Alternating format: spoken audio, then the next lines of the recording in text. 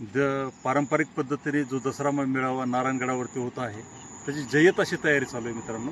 या ठिकाणी नारायणगडावरती प्रत्येकाने 2 तास असं ठरवून आसपासच्या जे पंचक्रोशीतील जे लोक आहेत त्यांनी 2 तासाप्रमाणे स्वतःचं श्रमदान दिलेलं आहे आणि जय्यत अशी नारायणगडावरती दसरा मेळाव्याची तयारी चालू आहे।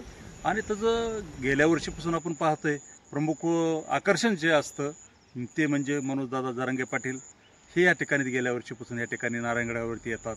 तसंच महंत शिवाजी बाबा महाराज यांचं या ठिकाणी मार्गदर्शन असतं आणि संत महंत आणि पाटील यांच्या उपस्थितीमुळे हा दसरा मेळावा भव्यदिव्य स्वरूपात होत आहे।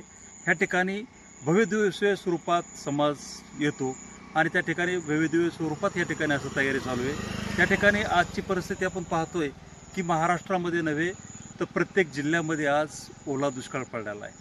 शेतकऱ्याचे पिकं ही नायनाट झालेले आहेत। त्या ठिकाणी मी एवढंच आवाहन करेल की ज्या गावात असताल ज्याला खरी गरज आहे या ठिकाणी आपण आपल्या शेतकरी मायबापाला जसं कष्टाचं पूर्णपणे नायनाट झालेला आहे तो धुळीला मिळालेला आहे। काही जणांचे घरं उद्ध्वस्त झाले, काही जणांची पिकं वाहून गेले, काही जणांच्या जमिनी वाहून गेल्या। अशा ठिकाणी आपल्या समाजाने नव्हे तर 18 पगड जातीतील सर्व लोकांना ज्या ज्या ठिकाणी आपण आहात ज्यांना सहकार्य करण्यासारखं आहे त्या लोकांनी त्या ठिकाणी सहकार्य करावं आणि हे दसरा मेळावा भव्यदिव्य स्वरूपात या ठिकाणी होणार आहे। एवढेच बोलतो। जय जिजाऊ जय शिवराय।